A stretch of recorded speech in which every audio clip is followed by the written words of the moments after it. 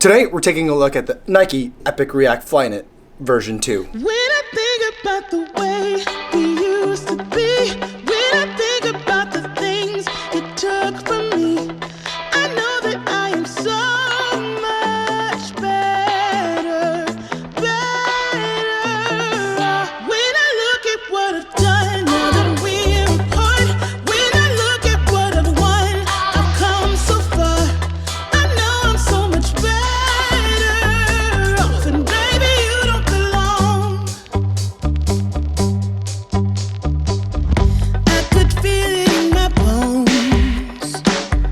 There was something going on, that shade of doubt hanging around that old.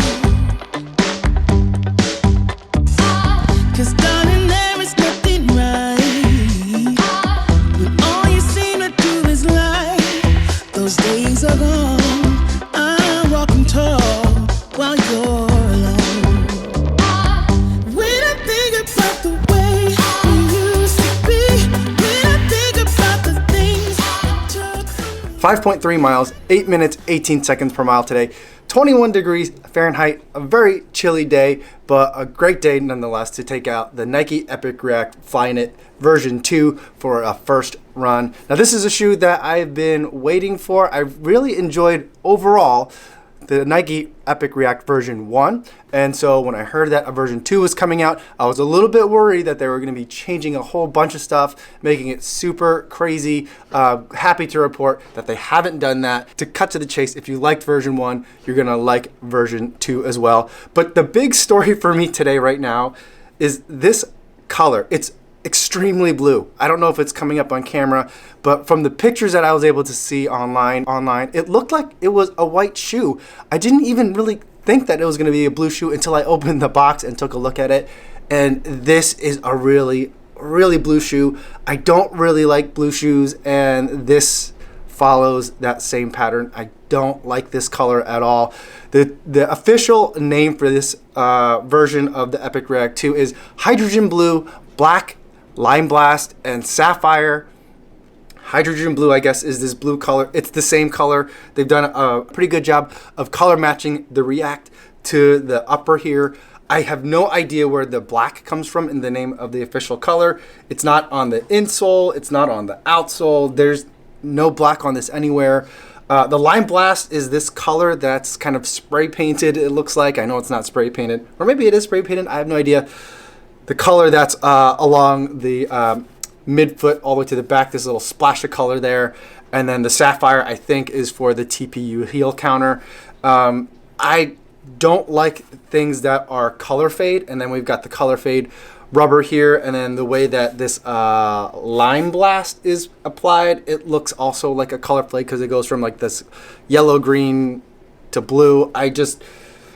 I'm having a hard time getting around the colors. I know shoes aren't about colors, but these colors are ridiculous. Now, the Epic React, I know, is kind of Nike's place that it gets to play around and be a little bit more adventurous in terms of color, as I consider the Epic React to be their kind of like shoe that straddles the line between an actual running shoe and a lifestyle shoe. Like the Vapor Max, for example, I know is technically a running shoe, but I only know of like one person that really runs in them in real life. I know I probably could run in it, but I just don't consider it a running shoe. This sits kind of in the middle between like the Vapor Max and like the rest of the Nike running line, where it can be more fun. It could be a little bit more adventurous and daring, while still also be a running shoe. I think this color, this design just misses the mark. I had a hard time wearing this as I was commuting and walking around downtown today in my like regular clothes, and then putting it on, it did feel less like weird to wear these while I was wearing my running clothes, and I could see that this would be a great shoe to wear from an aesthetics perspective, like if you're at the gym or on the treadmill, that kind of thing. But for me, running, I didn't feel great having these baby blues like on my feet. My wife looked at these and she thought it looked like if you wanted to do bridesmaids dresses and have the bridesmaids wear sneakers, like this is what you would pick. From as soon as she said that, I just thought that these were like the Periwinkle Epic Reacts, and I'm just having a real hard time getting around the color. But ultimately, in terms of the performance of this shoe, I think that there's only real two main differences in terms of version 2 to version 1. Version 2, I think the Flyknit is a little bit different. And in terms of the upper, I didn't really notice performance-wise that it felt noticeably different to me. And then the way that the eyelets are, you've got this kind of foam or plastic piece here that was reinforcing the eyelets. It used to be one piece on each side. Now it's two pieces on each side. I think that probably helps a little bit with some flexibility towards the top of the foot. And then the TPU heel counter, before it used to be real prominent and big and come all the way kind of across in more of like a triangle wedge shape. This year they have a cutout in the back of the heel, I think to cut weight a little bit for aesthetics. Functionally, I didn't really notice a big difference, but I don't typically have any issues with like fit in a shoe around the heel. Some of you that had issues with heel slippage in either the Epic React or in a lot of the Nike running shoes from last year may notice a difference here, but for me, I didn't notice a difference. In terms of the midsole and the outsole, last year I complained a whole bunch about how I thought that this rubber was placed wrong and that it needed to come down like another inch. But after having run in the Epic React version 1 well over 300 miles, it wasn't an issue. And it was so much of a non-issue that I was actually hoping that for version 2 there would be even less rubber on the outsole, but they've gone and done, I think it's the exact same outsole, and someone can correct me if I'm wrong, let me know in the comments, but I think there has been zero change to the midsole, and I think that's pretty common for how Nike kind of evolves its shoes. I think, although last year, 2018 was kind of broke the mold in terms of what Nike typically does. But before then, what Nike would do is when there was a shoe, one year they would change the upper, the next year they would change the midsole and outsole, but they would never change a whole bunch of things in both. And so here I think that it's the exact same midsole. I did notice that I had a hot spot a little bit in the right foot for me around mile 5, which is consistent with what happened with the version 1 Epic React, where I had a real bad hotspot problem. Anywhere between mile 4 and 6, it would really start to bug me. I don't know what it is, and it eventually went away. It took a long time for it to go away, though. I want to say 75 miles, but maybe even more than 100 miles before that really went away. And so for that reason, I think that the Epic React really does best for distances that are about 5 miles or less.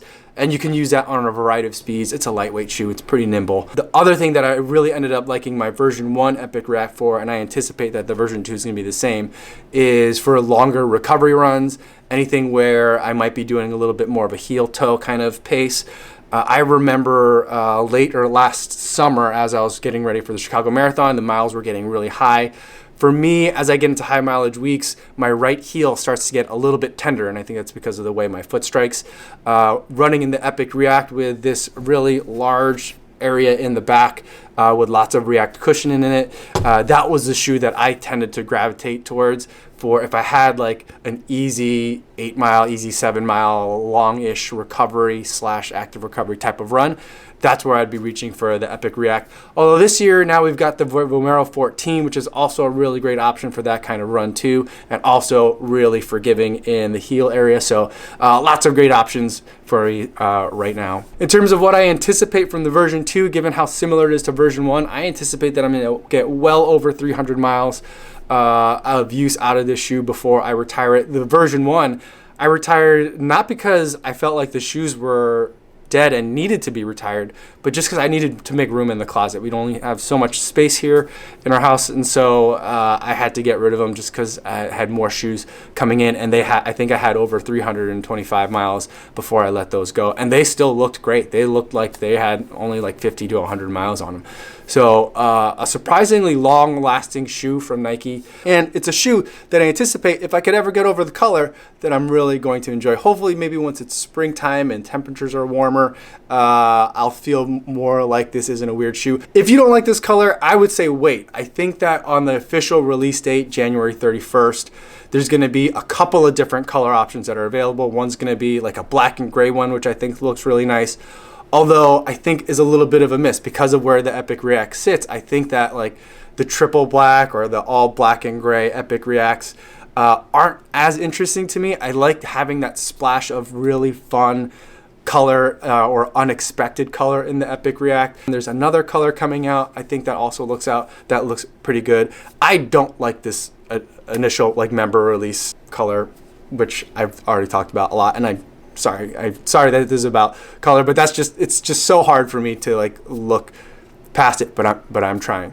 But let me know your thoughts on the Epic React version 2. Are you looking forward to that, or are you going to instead, because it's so similar, pick up a pair of the version 1 on sale? I'm kind of leaning towards recommending people go out and snatch up some of those sale inventory of version 1. But before I go for today, I want to talk about today's charity runner for the day. Today's charity runner for the day was submitted by friend of the channel, Ed Bud, and his friend Michael Watkins is going to be running 2 marathons. He's running the Brighton Marathon and the London Marathon in 2019, raising money for both of those races. For the Brighton Marathon, he's going to be running for the Great Ormond Street Hospital Children's Charity, and for the London Marathon he's going to be running for Click Sergeant, which if you recall, we've spotlighted that charity through another runner very recently, I think in the last week or so. And Click Sergeant, what they do is they help provide support for young adults and teens who are affected by cancer. So 2 really great charities. I've donated